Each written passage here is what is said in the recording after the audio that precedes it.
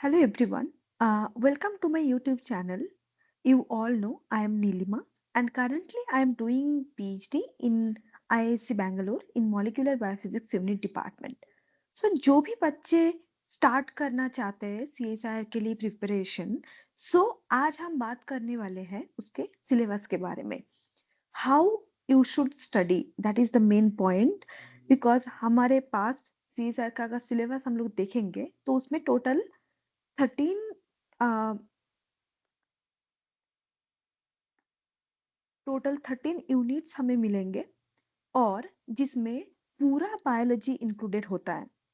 अगर हम देखेंगे टोटल 13 यूनिट आपको दिखेगा और जिसमें पूरा बायोलॉजी ऑलरेडी इंक्लूडेड हो चुके हैं. सो क्या पढ़ना है और क्या नहीं पढ़ना है वो जानना बहुत जरूरी है CSR सिलेबस को कंप्लीट करने के लिए. ये तो पहला पॉइंट है. दूसरा, अगर कोई बच्चे स्पेसिफिकली कोई पर्टिकुलर टॉपिक पे रिसर्च करना चाहते हैं तो कुछ कुछ टॉपिक उसके लिए इतना डेप्थ में पढ़ना जरूरी नहीं होता है. तो ये भी हमें जानना जरूरी है कौन कौन सा टॉपिक हमारे लिए बहुत इंपॉर्टेंट है. क्योंकि जो भी बच्चे PhD के लिए जाएंगे वो उनके लिए कुछ कुछ टॉपिक ऐसे होंगे जो बहुत बहुत ज्यादा इंपॉर्टेंट होगा और पूरा PhD उसके ऊपर ही डिपेंड करता है. नॉलेज आपको कितना है, कितना पता है, कितना नहीं पता है, तो उसके बारे में आज हम लोग बात करेंगे. ठीक है, ओके. सो हम लोग स्टार्ट करते हैं पहला यूनिट जो कि है molecules and their interactions relevant to biology, जो कि हम लोग क्या बोलते हैं, पूरा बायोकेमिस्ट्री आता है उसके अंदर. ओके. नाउ अगर आप बात करना चाहते हैं कि पूरा CSIR सिलेबस में सबसे ज्यादा इम्पोर्टेंट कौन सा टॉपिक है, मैं बोलूंगी ये पहला यूनिट. आप किसी भी ब्रांच से हो या कुछ भी पढ़ना चाहते हो, आपको ये पता होना चाहिए. This is this is biochemistry and इसमें आपको बहुत बहुत बहुत सारा चीजें पढ़ाए जाते हैं, जैसे कि अमाइनो एसिड्स के बारे में, डिफरेंट कार्बोहाइड्रेट के बारे में, डिफरेंट कार्बोहाइड्रेट मॉइटीज के बारे में. तो ये बहुत इंपॉर्टेंट है पढ़ना, जो कि है molecules and their interaction relevant to biology. अब हम लोग देखेंगे इसके अंदर क्या क्या टॉपिक आता है और क्या क्या हमें पढ़ना है. Okay. Now molecules and their interaction relevant to biology. आप इसमें क्या क्या आता है और पढ़ना क्या है हमें. Structure of atoms, molecule and chemical bonds, ये बेसिक स्टडीज के लिए हमें चाहिए. तो पहला जो पॉइंट है CSIR के लिए, या कोई भी आप इंटरव्यू देने जाओ, कुछ भी करो, आपको बेसिक बहुत अच्छे से पता होना चाहिए. अभी पूरा बेसिक जो भी है CSIR के बारे में वो रिले करता है ये यूनिट 1 के ऊपर. तो हमें ये यूनिट 1 अच्छे से पढ़ना है. और इसमें क्या क्या आता है, इसमें आता है atoms, molecules and chemical bonds. जिसके बाद सीधा आता है carbohydrate, lipids, protein, nucleic acid and vitamin. ये दोनों ही बहुत इंपॉर्टेंट है for anything you want to study in biology. Next आता है van der Waals, electrostatic, hydrogen bonding, hydrophobic interaction, all these things. Now ये भी इंपॉर्टेंट है. प्रिंसिपल ऑफ बायोफिजिकल केमिस्ट्री, जैसे कि pH, buffer, reaction kinetics, thermodynamics, colligative properties, these are also important. अगर आप protein biochemistry में आप अगर कुछ काम करना चाहते हो, ये अभी का जो स्टडीज चल रहा है, अभी का जो क्या बोलते हो ट्रेंडिंग जो भी टॉपिक्स है, वो पूरा इसके ऊपर ही डिपेंड करता है. किस काइनेटिक्स में वो काम करता है प्रोटीन, थर्मोडायनामिकली कितना स्टेबल है, किस पीएच में वो स्टेबल है, ये सब कुछ आपको जानना चाहिए अगर आपको किसी प्रोटीन बायोकेमिस्ट्री में काम कर रहे हो तो. अभी इसके बाद आता है क्या, इसके बाद आता है आपका, इसके बाद आपका आता है glycolysis, oxidative phosphorylation, coupled reaction, group transfer, biological transducers and all these things. Now glycolysis, Krebs cycle, जो भी पाथवेज होता है बायोकेमिस्ट्री में वो भी आपको पढ़ना पड़ेगा। ये मैं नहीं बोल सकती हूँ कि ग्लाइकोलाइसिस या क्रेब्स साइकिल से डायरेक्ट क्वेश्चन आ जाएगा, लेकिन पूरा बायोकेमिस्ट्री समझने के लिए आपको ये जानना बहुत जरूरी है। फिर आता है हमारा एंजाइम्स, जो कि बहुत बहुत बहुत ज्यादा इंपॉर्टेंट है।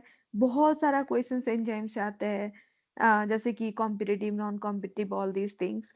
एंड फिर आता है Ramachandran plot, secondary structure. This is the most important, I will say. When you will learn all these things, you can understand this topic only, otherwise not. पूरा biochemistry topic is very very important.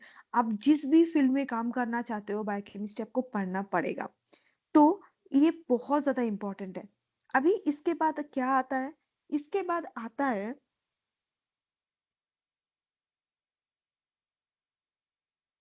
Different,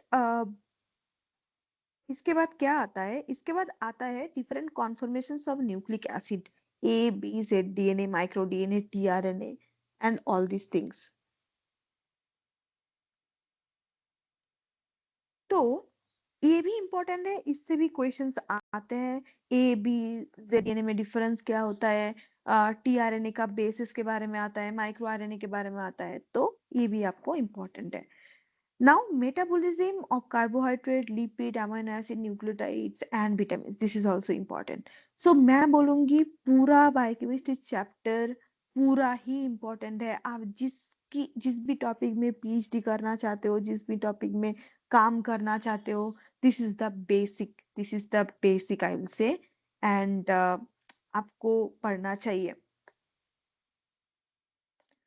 next next आता है cellular organisation, जिसको हम क्या बोलते हैं? Cell biology बोलते हैं। ठीक है,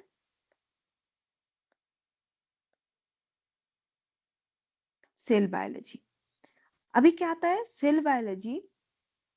सेल बायोलॉजी में क्या क्या आता है और क्या क्या पढ़ना पड़ता है हमें? Now membrane structure and function, these are the basic. बिल्कुल आपको बेस को पहले रेडी करना है। तो बेस के लिए सेल कैसे काम करता है, मेम्ब्रेन में क्या क्या लिपिड होता है, क्या नहीं होता है, क्यों होता है, ये सारा चीजें इंपॉर्टेंट है। नाउ उसके बाद आता है डिफरेंट सेल ऑर्गेनेल्स के बारे में। ये भी बेसिक है, बिल्कुल ये भी आप पहले से ही पढ़ के आते हो। Now organisation of genes, chromosome, operon, unique, या दीज आर आल्सो इम्पोर्टेंट, क्योंकि ओपेरॉन से भी कभी कभी क्वेश्चन आता है, जैसे कि tryptophan operon, lac operon, all these things are important as well. कैसे क्रोमाटिन क्रोमोसोम बनता है, कैसे डीएनए फोल्ड होता है, क्या क्या प्रोटीन उस पे इन्वॉल्व होता है, ये भी बहुत ज्यादा इंपॉर्टेंट है। Cell division and cell cycle, this is the most important, and बहुत सारा क्वेश्चन इससे आता है। इसमें आप पाओगे CDK, cyclins and all these proteins, and बहुत सारा क्वेश्चंस इससे आता है सीएसआर में। आप अगर आप उठा के देखोगे तो आपको दिखेगा प्रीवियस ईयर क्वेश्चन में, this cell division and cell cycle, कैसे ये रेगुलेशन, देयर रेगुलेशन कैसे रेगुलेट होता है, ये बहुत ज्यादा इंपॉर्टेंट है।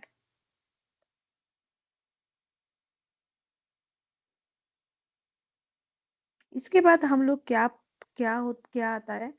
तो इसका जो सबसे इम्पोर्टेंट है वो है ये वाला टॉपिक सबसे ज्यादा इम्पोर्टेंट है, और ये आपका बेस क्लीन करेगा। और मैं आपको रिकमेंड करूंगी, जिसका बेस आपको क्लियर तरीके से जानना हो, आप सीधा नोट छोड़ो और बिल्कुल स्टैंडर्ड बुक में जाओ, स्टैंडर्ड बुक से पढ़ो, जिसका भी बेस आपको अच्छे से बनाना हो। Now, microbial physiology, growth, in characteristics, strategy, and cell division, stress responses. These, I think, um, different types of pathways in cells. वो इसमें आता है। pathways means कैसे कोराम सेंसिंग होता है माइक्रोबियल फिजियोलॉजी में, तो ये सारा चीजें इसमें आता है। ओके, नाउ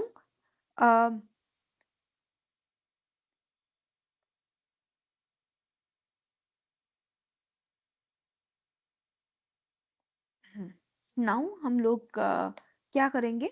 थर्ड टॉपिक में आता है, थर्ड यूनिट में आता है fundamental process.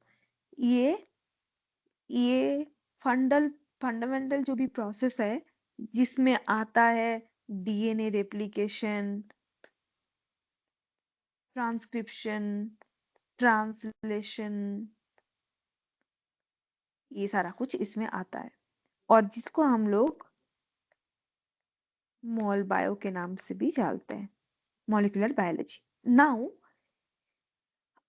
After biochemistry, like after the first unit, the third unit is the most important one. First you should read, you should start with this biochemistry, then you have to read these fundamental processes, जैसे कि DNA replication, transcription and translation. DNA replication the first topic, then RNA synthesis, that is transcription, then इसके बाद आता है protein synthesis, translation. ये topic में आपको कुछ छोड़ना नहीं है, सब कुछ पढ़ना है। हर एक point is important for like high studies. अगर आप सी क्लियर भी कर लेते हो इसके अलावा, फिर भी आपका कुछ फायदा नहीं होगा उसके बाद जाके, क्योंकि पूरा पूरा टॉपिक, पूरा रिसर्च इसके ऊपर ही बेस्ड होके रहता है। अभी कंट्रोल जो फोर्थ है, control of gene expression, transcription, translation level, ये तो अभी तो ट्रेंडिंग टॉपिक चल रहा है रिसर्च का, जो कि मैं भी अभी इसी पे काम कर रही हूँ, control of gene expression, transcription and translation level. My research topic is this, and if you like read these topics from the basic point of views, it will be helpful for your PhD as well. Now हमारा complete हो चुका है first, second and third. Now we will come to the fourth unit, that is the cell communication and cell signaling. This is related to our second unit. Second unit में क्या था? Cellular organisation था। इसके बाद ये cell communicate कैसे करता है, सिग्नलिंग कैसे करता है, इससे बहुत बहुत बहुत सारा क्वेश्चंस आता है, बहुत बहुत सारा क्वेश्चंस आता है। ठीक है, अभी हम लोग आएंगे cell communication and cell signalling के बारे में। नाउ सेल में क्या काम होता है सेल सिग्नलिंग। ये host parasite interaction is important, but मैं बोलूंगी you can start with B. Cell signalling क्या कैसे काम करता है, hormone their receptors, G protein couple receptors, और भी बहुत सारा रिसेप्टर्स होता है, JAK MAP kinase pathway, different types of pathways are there, quorum sensings are there, so cell signaling is very very important. Then cellular communication regulation, there different junctions are there, gap junctions, adhesion molecule are there, this is also important. Now cancer is cancer is a broad topic. You just need to know the genetic rearrangement, how actually gene mutated in the cancer cells and all that you have to, वो ही आपको बस जानना है यहाँ पे। Otherwise cancer is like a full broad topic, and people are doing PhD in this topic itself. So yeah, this is one thing. This is also important questions. Generally people put questions from this chapter as well. And next is immunology, innate and adaptive immune system. ये बहुत बहुत ज्यादा important है, मैं बोलूंगी ये तो आपको पढ़ना ही चाहिए। ये this is very important as well as आपको अगर किसी को इम्यूनोलॉजी में पर्टिकुलरली पीएचडी वगैरह करना है, तो ये तो मैंडेटरी है और ये पढ़ना ही पड़ेगा। ओके, नाउ हमारा खत्म होता है fourth developmental biology, sorry cell communication. Next हम लोग आएंगे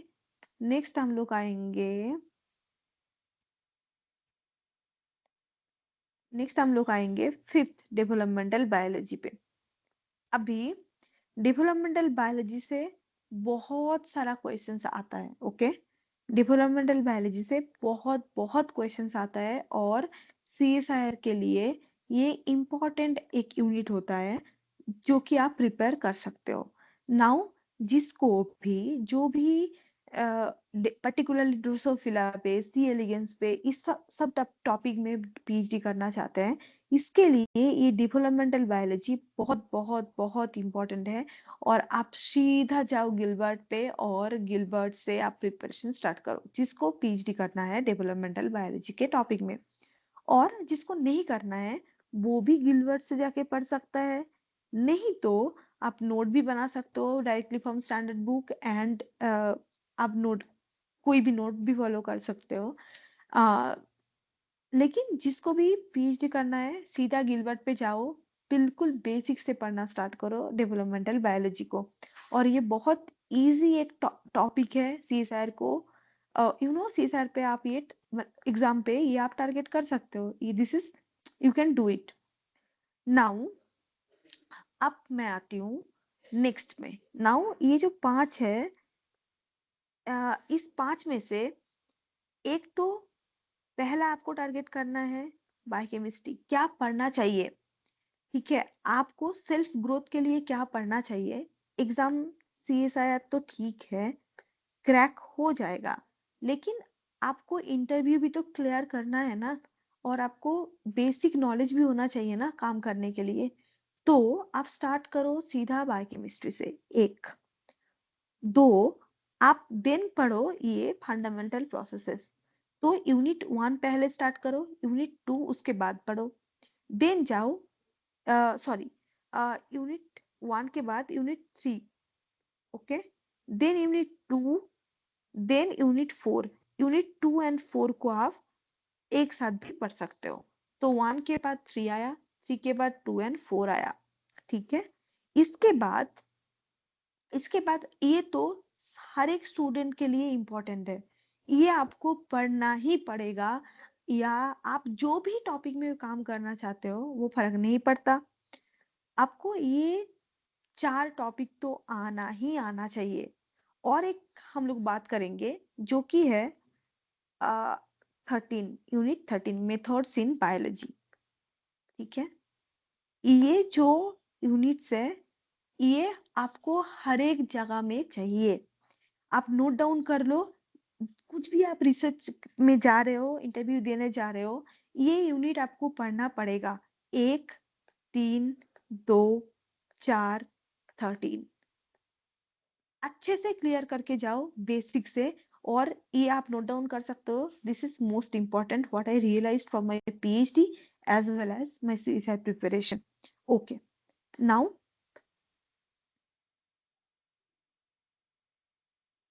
ओके, नाउ हम लोग क्या करेंगे, हम लोग एक के बाद एक बात करेंगे। ठीक है, हमारा एक,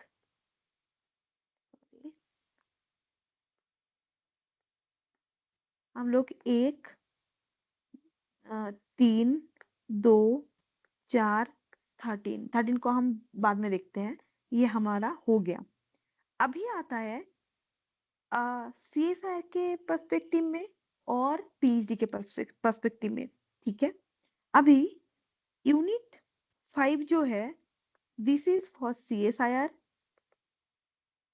एंड जो भी बच्चे डेव बायो में पीएचडी करना चाहते हैं, जैसे कि C elegans, Drosophila, plant development, all this things, ये यूनिट 5 में आता है, ये आपको प्रिपेयर करना पड़ेगा। और ये काफी इजी टेक्निक है, इजी टॉपिक है सीएसआर में टारगेट करने के लिए। ठीक है, अभी ये डेवलपमेंटल बायोलॉजी किसको पढ़ना है, और सीएसआर के लिए तो पढ़ना ही है, और स्पेसिफिकली पीएचडी के लिए किसको पढ़ना है वो मैंने बता दिया।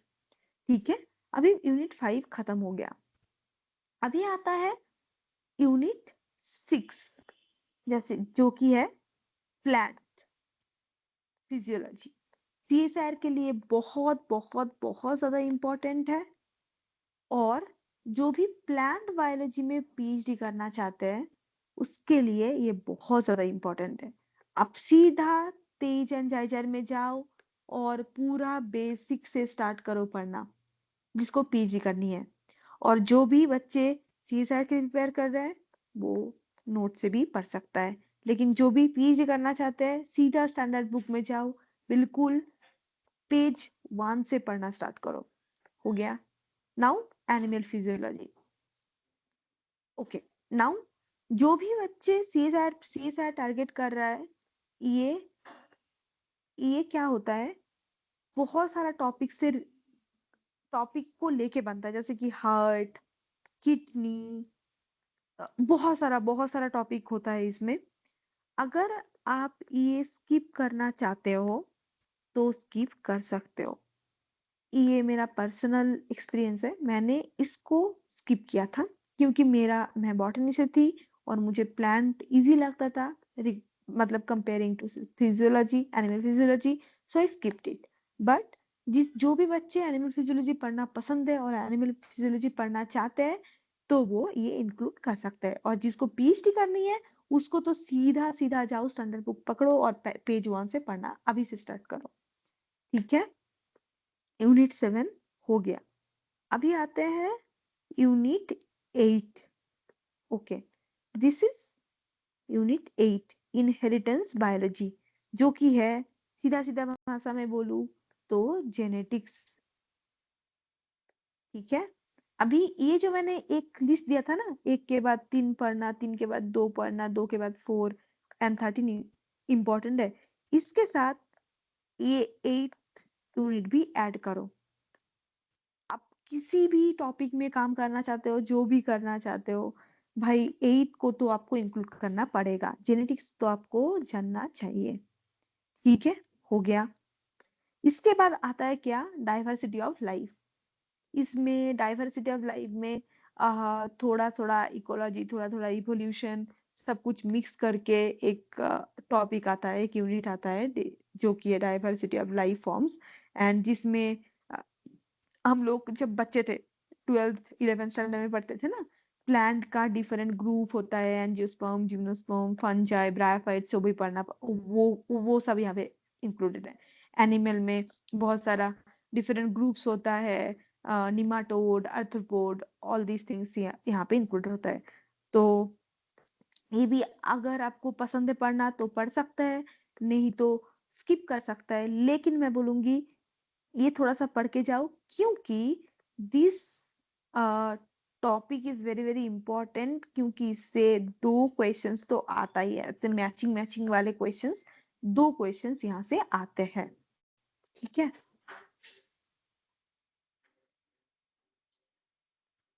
ओके।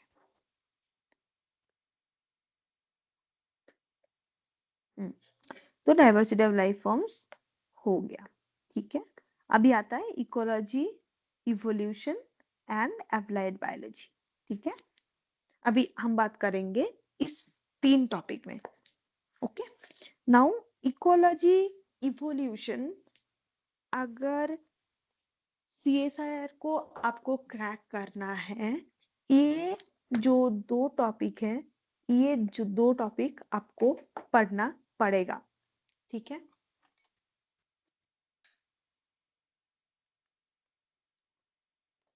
ओके। नाउ अगर अगर आपको CSIR क्रैक करना है तो आपको ये 2 टॉपिक पढ़ना पड़ेगा। क्यों मैं बोल रही हूँ, इससे लगभग 15 to 16, मैं बोलूंगी 20, कभी कभी ज्यादा भी क्वेश्चंस ये 2 टॉपिक से आता है। ठीक है, अभी जिस बच्चे को इकोलॉजी में इम्पोर्टेंट लाइक इंटरेस्ट है, ठीक है, इकोलॉजी में इंटरेस्ट है, उस बच्चे को ये 2 टॉपिक तो पढ़ना पड़ेगा। ये अदर जो भी मैंने बोला वो तो पढ़ना पड़ेगा ही पड़ेगा, उसके साथ साथ ये 2 टॉपिक भी आपको पढ़ना पड़ेगा, जो भी इकोलॉजी और इवोल्यूशन में इंटरेस्ट रखता है पीएचडी के बारे में। और अ, उसके बाद जो आता है वो आता है अप्लाइड बायोलॉजी, जिसमें डिफरेंट डिफरेंट एप्लीकेशन के बारे में बात होता है, जैसे कि tissue culture, cell culture, all these things. जो भी बच्चे ये तो obviously this is very important, क्योंकि अभी जो भी है कल्चरिंग के, अभी जो भी ह्यूमन सेल के ऊपर काम हो रहा है या इंसेक्ट सेल के ऊपर काम हो रहा है, वो तो अप्लाइड बायोलॉजी के बेसिस पे ही हो रहा है। तो this is also important. And कोई भी बच्चे हो, कुछ भी काम कर रहा है, इकोलॉजी, इवोल्यूशन से हो, बायोकेमिस्ट्री से हो, जो भी बच्चे, जो भी टॉपिक से हो, 13 unit is the most important for PhD. अब मैं आपको लिख के देती हूँ, अब लिख लो। ये 13 यूनिट जो है वो सीएसआईआर के लिए इम्पोर्टेंट कितना है वो आपको क्वेश्चन पेपर देखोगे तो पता चल जाएगा। 13, 10 to 13, कभी कभी 15 क्वेश्चंस भी आ जाता है उससे, 2 और 4 मार्क्स का मिला के। लेकिन अगर आपको पीएचडी में सरवाइव करना है, प्लीज ये 13 यूनिट पढ़ना स्टार्ट करो और स्टैंडर्ड बुक से स्टार्ट करो। ऐसा नहीं है कि पीसीआर के बारे में पढ़ रहे हो, 2 लाइन दिया हुआ है एक नोट्स में, पीसीआर क्या है, क्या कर रहा है, क्यों हो रहा है, नहीं चाहिए। पूरा पूरा टॉपिक को कवर करो, क्योंकि दिस इज ओनली 1 यूनिट जो आपको पूरा पीएचडी में यही आपको पहुंचा के लेके जाएगा। मेथड्स इन बायोलॉजी जिसमें आता है एसडीएस, जिसमें आता है पीसीआर, जिससे आता है mass spec, all this thing. और पीएचडी के लिए आपको यही चाहिए, ये टेक्निक्स ही आपको चाहिए। तो अभी से पढ़ना स्टार्ट करो मेथड्स इन बायोलॉजी। अभी हम लोग अगर पूरा सिलेबस को एक बार समराइज करके देखते हैं तो क्या मिलता है हमें, चलो एक बार देखते हैं, ठीक है। तो मैंने कैसे स्टार्ट किया, देखो।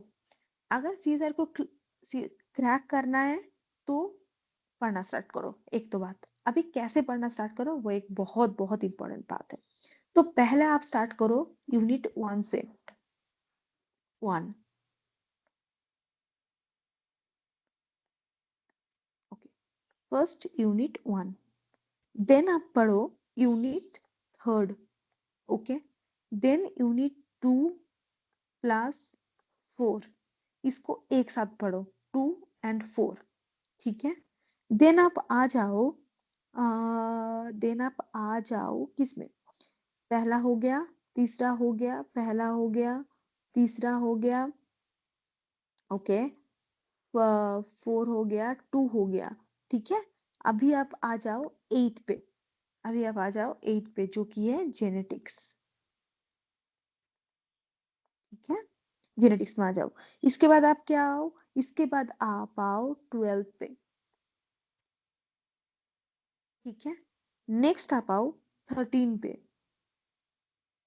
ये जो भी है, ये मैंने बोला, ये आपको पता होना चाहिए। आप किसी भी टॉपिक में मूव करना चाहते हो जिंदगी में, ये टॉपिक बहुत बहुत इंपॉर्टेंट है। आप एक स्क्रीनशॉट भी ले सकते हो, ये नोट डाउन कर सकते हो। आपको इसी ऑर्डर में अगर आप मतलब पढ़ सकते हो और समझ सकते हो, क्योंकि मैंने जब सीएसआर प्रिपरेशन स्टार्ट किया था तब मैंने इसी डायरेक्शन में स्टडी किया था। क्योंकि जब मैं स्टडी कर रही थी, मतलब मैं डिफरेंट टॉपिक को स्टडी कर रही थी, तब मुझे पता चला कि दिस इज द बेस्ट क्या मैं बोलूं ऑर्डर है इस यूनिट्स का, जिससे आपको पूरा एक क्लियर आइडिया होगा बायोलॉजी कैसे काम करता है, ठीक है। अभी ई यूनिट हो गया। अभी आप आओ एक्स्ट्रा यूनिट जो आपको सीएसआर क्लियर करवाएगा, ठीक है। आप स्टार्ट करो यूनिट 5, ठीक है। यूनिट 6, यूनिट 7 हो गया, यूनिट 9, यूनिट 10, यूनिट 11, इसको और इसको ऐसे। तो 1, 3, 2 एंड 4, 8, 12 एंड 13, ये आप पहले देख लो, खत्म करो। फिर आप आ जाओ इस टॉपिक में 5, 6, 7, 9, 10, 11। आप इसी ऑर्डर में पढ़ो और देखो, मुझे एक बार बताना कि ये ये ना टॉपिक लिख लो पहले क्या क्या है, फिर मुझे बताना आप कमेंट सेक्शन में कि ये फायदा हुआ या नहीं। क्योंकि मैंने कैसे बनाया पता है, मैंने 2 साल पढ़े, मतलब पढ़ते गए, मतलब बस पढ़ते ही गए। मुझे पता नहीं था क्या करना है, मतलब कैसे कंप्लीट करना है सिलेबस और कॉन्सेप्ट को कैसे गेन करना है। जब मैं पढ़ती गई 2 साल तक, तब जाके मुझे रियलाइजेशन हुआ कि सीएसआई का जो सिलेबस है, जो भी डिजाइन जिन्होंने भी किया है, वो बहुत बहुत ज्यादा इंटेलिजेंट लोग होते हैं जो कि ये सिलेबस को रेडी किया है। और ये सिलेबस को एक अच्छे वे में और अच्छे ऑर्डर में पढ़ने के लिए हम लोगों को पहले सोचना पड़ेगा ये सिलेबस में है क्या, और हम कैसे इससे सबसे ज्यादा, मतलब मैं क्या बोलूं, हम लोग फायदा लूट सकते हैं इसके इसके इसमें से। और पूरा बायोलॉजी इसी इसी इसी के आसपास घूमता रहता है, ठीक है। अभी आप कैसे पढ़ना स्टार्ट करो, आप पहले यूनिट उठाओ 1, ठीक है। Let's say unit 3, unit 2+4, unit 8, unit 12, then 5, then 6, then 7, 9, 10, 11, ऐसे एक होता है। Okay, I will write it again, 1 minute।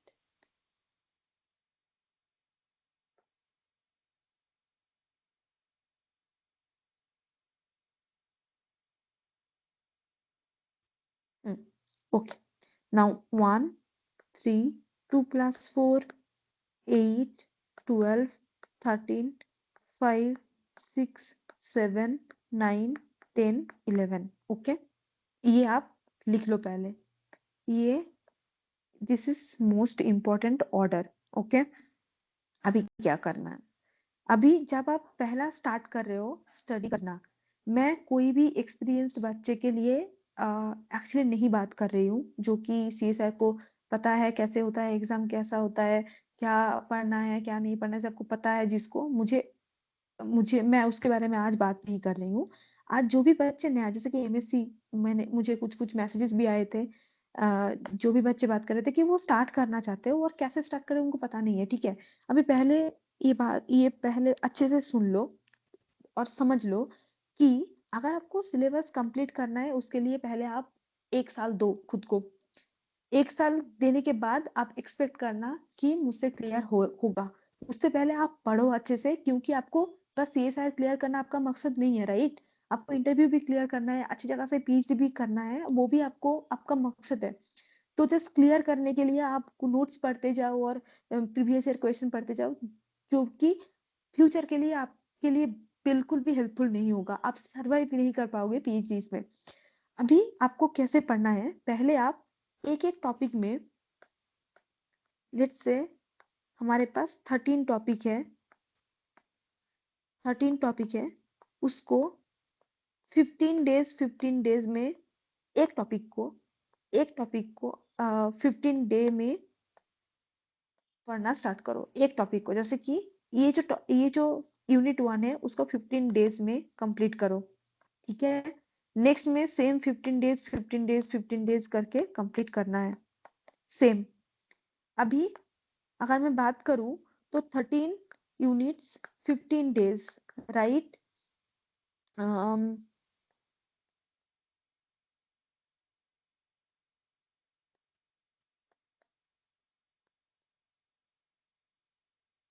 Okay, 195 days आपको चाहिए, ठीक है।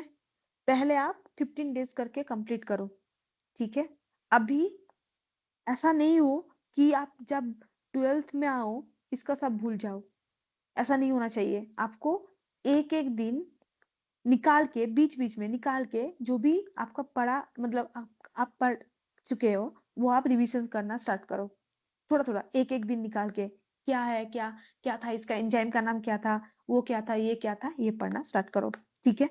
मैं कैसे आपको पढ़ना है मैं वो बता रही हूँ, ठीक है। पहले 15 डेज में एक एक टॉपिक को कंप्लीट करना स्टार्ट करो। उसके बाद आप क्या करो, उसके बाद आप सीधा सीधा एक एक, मतलब बीच बीच में आप रिवीजन करते जाओ। अभी जब आपका पूरा हो जाएगा तब आप क्या करो,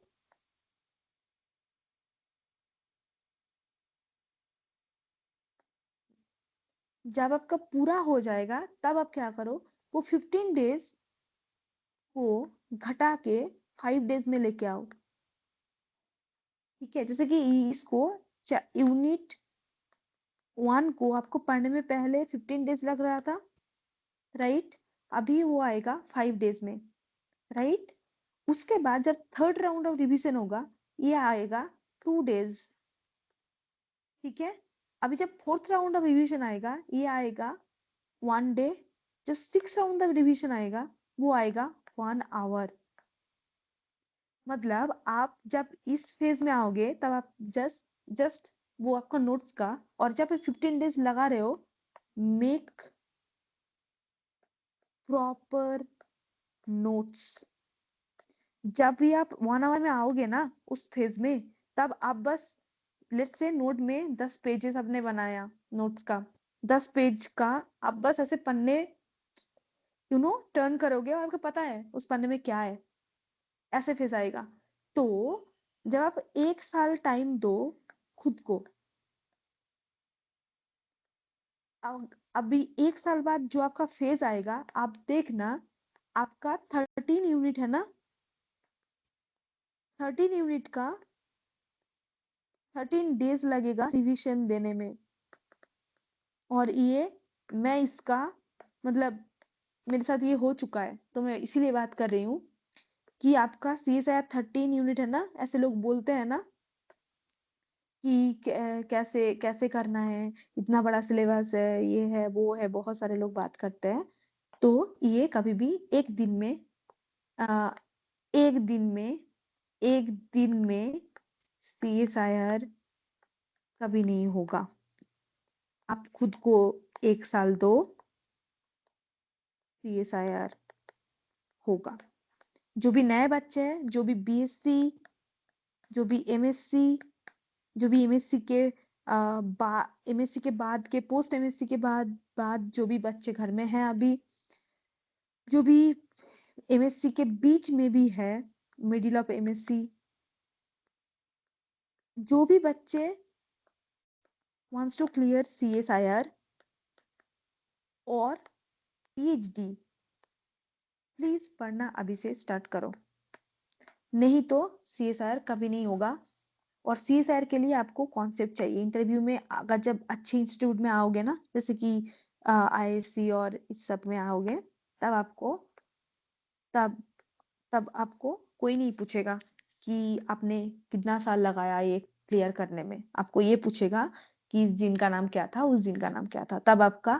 टाइम तब आपका टाइम कितना लगा ये कोई नहीं देखेगा, आपका कितना नॉलेज है वो सब देखेंगे। और आपको पता है सब कुछ, क्योंकि आपने खुद को 1 साल दे चुके हो, राइट? तो all the best to all of you, and preparation start करो। कोई भी क्वेश्चंस हो, कुछ भी कमेंट सेक्शन में पूछो, मैं हेल्प करने के लिए रेडी हूँ। मुझे मेल कर सकते हो। मेरा इंस्टीट्यूशन जो भी मेल आईडी है वो है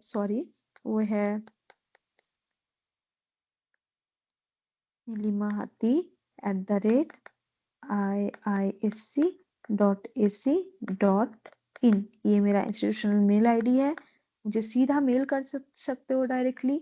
और नोट बनाना स्टार्ट करो, प्रिपरेशन स्टार्ट करो। मैंने जो भी डायरेक्ट मतलब यूनिट्स का जो भी ऑर्डर बोला उस हिसाब से स्टार्ट करो, तो आपको पता चल जाएगा कि क्यों मैंने ऐसा बोला और क्यों मैंने ऐसे प्रिपरेशन किया। क्योंकि हर एक बच्चे का हर एक अलग अलग स्ट्रेटजीज होता है, obviously I can understand that, but मैंने उस ऑर्डर में पर्टिकुलरली क्यों प्रिपरेशन किया और क्यों बोला आपको, ये आपको खुद पढ़ने में के दौरान ही आपको फील हो जाएगा, I guess. So all the best to all of you. Now I am done with the syllabus. I will start the topic as well, let's say from February or March. I will try to incorporate all my knowledge whatever I have, and how I clear CSIR. I'll help you out with all of my experiences. So all the best to all of you, and start preparing for CSIR. Thank you so much. Please share, like, and subscribe if you like the video. Thank you so much.